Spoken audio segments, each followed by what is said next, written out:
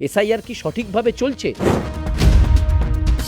SIR আবহ যত এগোবে, যত কাটবে, ভোটার তালিকা যখন বেরোবে, চাপা সন্ত্রাসও বহিঃপ্রকাশ হবে।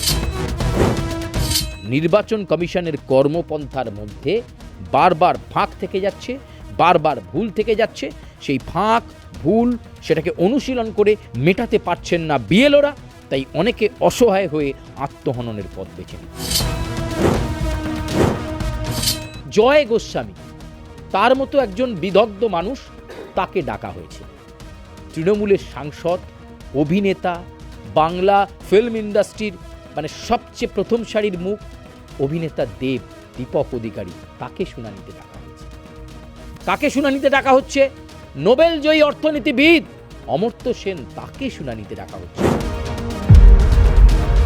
খেলা জমে গেছে। আমার এই সময় অন্যভাবে নিও না, সাংবাদিকদের কোনোদিন কোনো রাজনৈতিক পরিচয় থাকা একদমই উচিত নয়।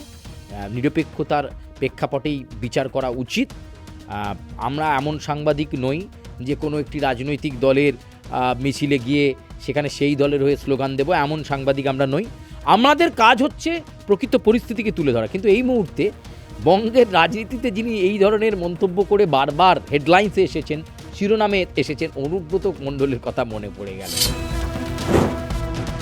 রাজ্য জুড়ে এসআইআর আবহ, আর এই এসআইআর আবহের মধ্যেই বিধানসভা নির্বাচন। তাই এসআইআর আবহের আপডেট প্রতি মুহূর্তে বেড়েই চলছে। রাজ্যের বিভিন্ন জায়গা, সেখানে কিন্তু বিএলওদের মৃত্যুর ঘটনা উঠেছিল। তারা আত্মহত্যার পথ বেছে নিয়েছেন।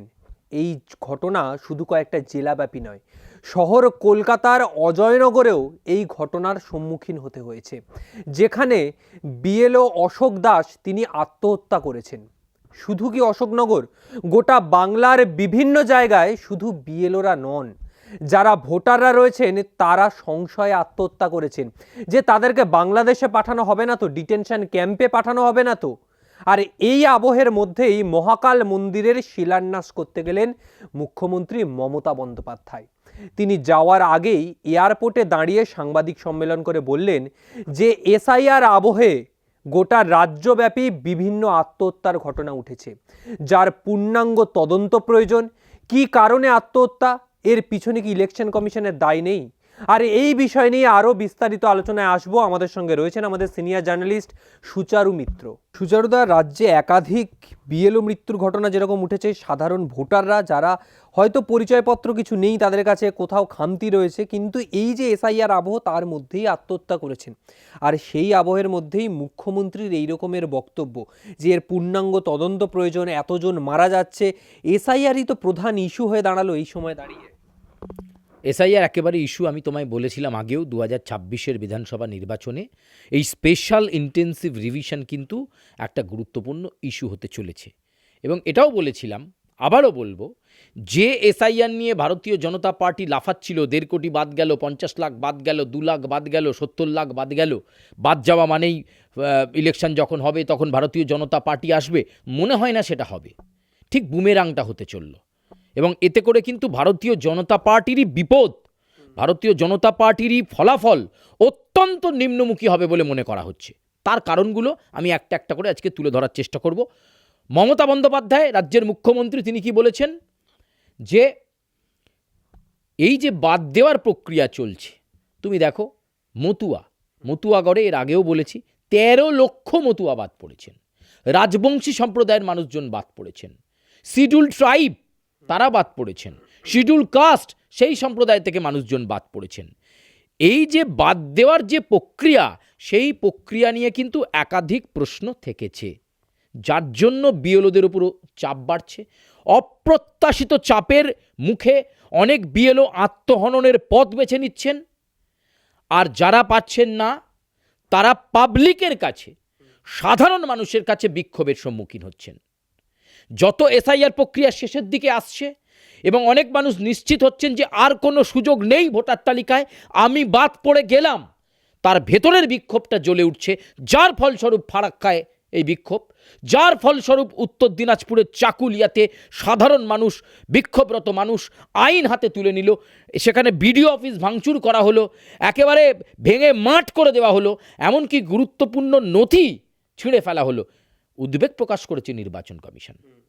আমরা আগেও বলেছি যে এই এসআইআর প্রক্রিয়া করার আগে সমস্ত রকমের প্রস্তুতি নেওয়া দরকার ছিল এবং এসআইআর প্রক্রিয়াটাকে একটু দীর্ঘ করার দরকার ছিল। ওই 2-3 মাসের মাস পর্যায়ের মধ্যে সীমাবদ্ধ না রাখাটা দরকার ছিল।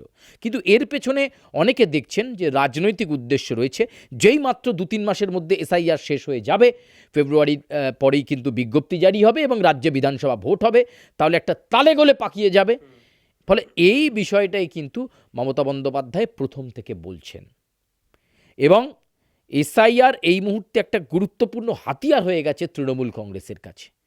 মমতা বন্দ্যোপাধ্যায় শুধু এখানেই শেষ করলেন না, তিনি বিহারের কথা বললেন, সেখানে পরিযায়ী শ্রমিকদের ওপর অত্যাচার চলছে। বাংলা থেকে বহু পরিযায়ী শ্রমিক তারা কাজের জন্য অন্যান্য রাজ্যে যায়, একেবারে নির্যাতিত নির্মম অত্যাচার চলছে, যেটার দিকেও কোনো নজর নেই কারোর।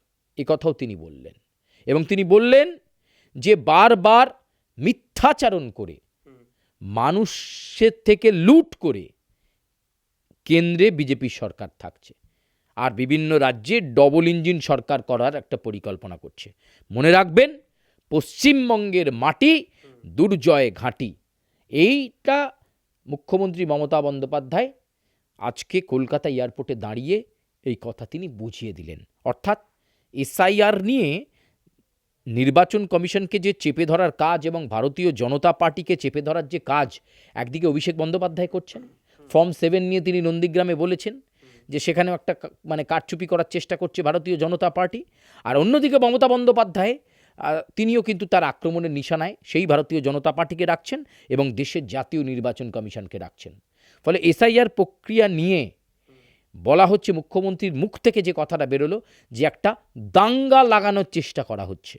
খোদ মুখ্যমন্ত্রী মমতা বন্দ্যোপাধ্যায় এই কথাটা বললেন, অত্যন্ত তাৎপর্যপূর্ণ কথা।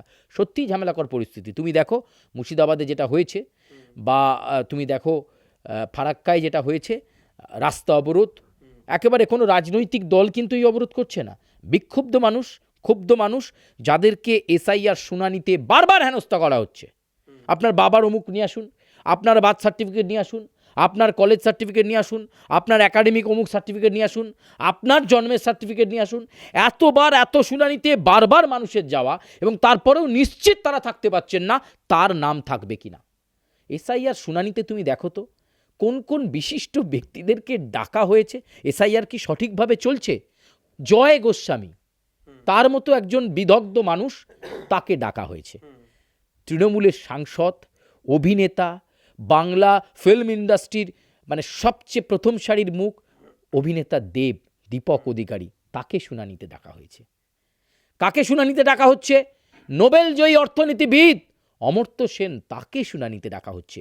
কাকে শুনানিতে ডাকা হচ্ছে? তিনি তো একটা সময় ভারতীয় জনতা পার্টিতে ছিলেন, নেতাজি সুভাষচন্দ্রর নাতি চন্দ্রকুমার বসু, তাকে শুনানিতে ডাকা হচ্ছে।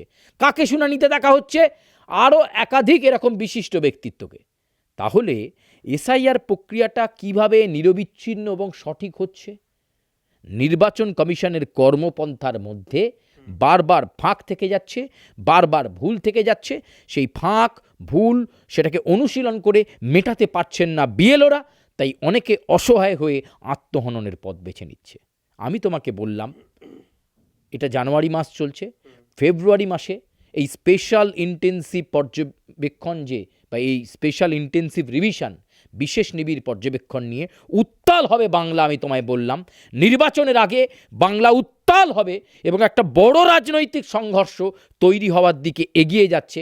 আমি বলছি না, আমাদের মতো সাংবাদিকরা বলছে না, বলছে বিশ্লেষকরা, বলছেন রাজনৈতিক সমালোচকেরা, বলছেন সমাজবিদরা, কারণ তারা এটার কারণ অনুধাবন করতে পাচ্ছেন।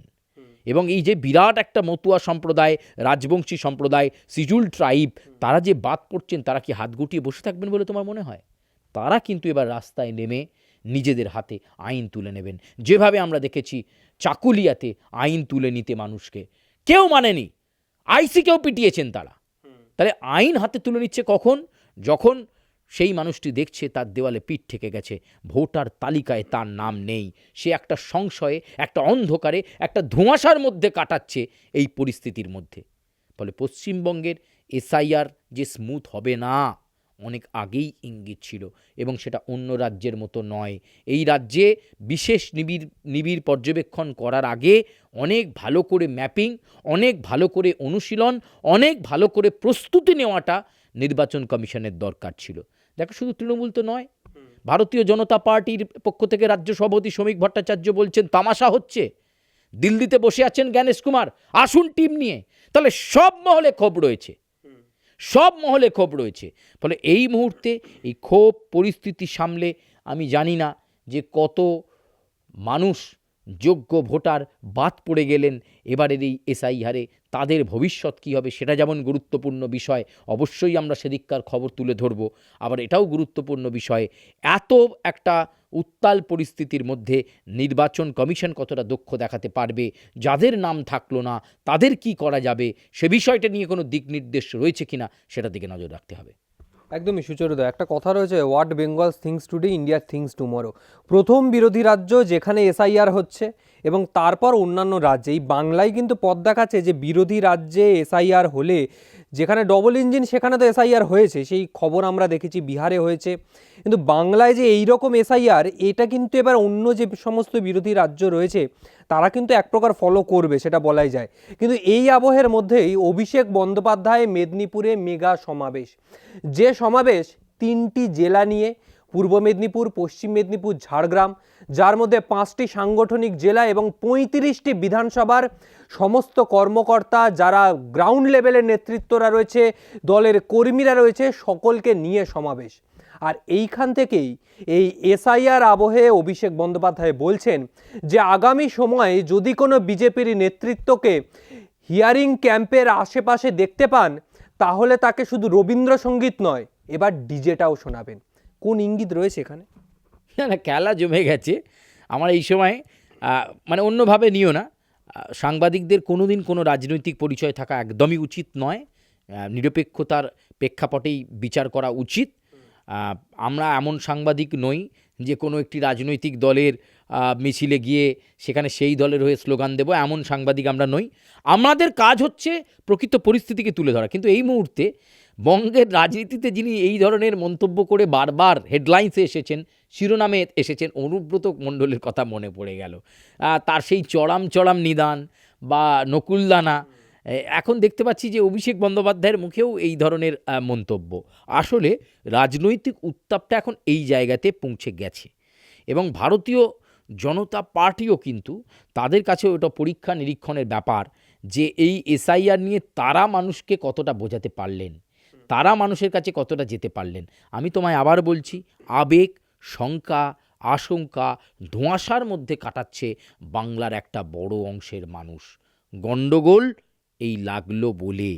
ফলে অভিষেক বন্দ্যোপাধ্যায়ের এই যে মন্তব্য, সেটা মানে খুব সহজেই অনুমেয়।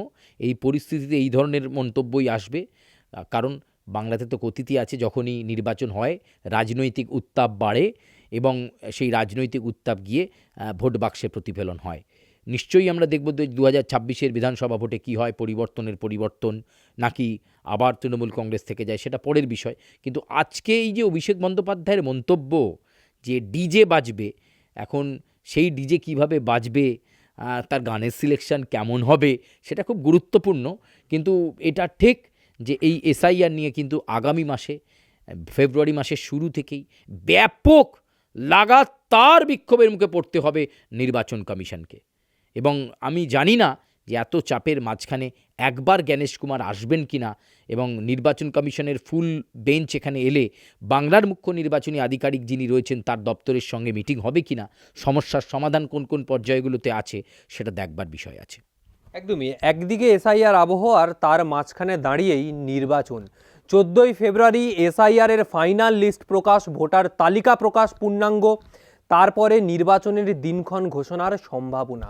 কিন্তু এর মধ্যেই রাজনৈতিক চাপানুতোর, রাজনৈতিক উত্তেজনা, রাজনীতির পারদ বেড়েই চলছে। এসআইআর আবহ যত এগোবে, যত কাটবে, ভোটার তালিকা যখন বেরোবে, চাপা সন্ত্রাসও বহিঃপ্রকাশ হবে। আর এই সন্ত্রাস শুধু কোনো একটা রাজনৈতিক দলের নয় বা সমস্ত বিরোধী রাজনৈতিক দলেরও না, সাধারণ মানুষের।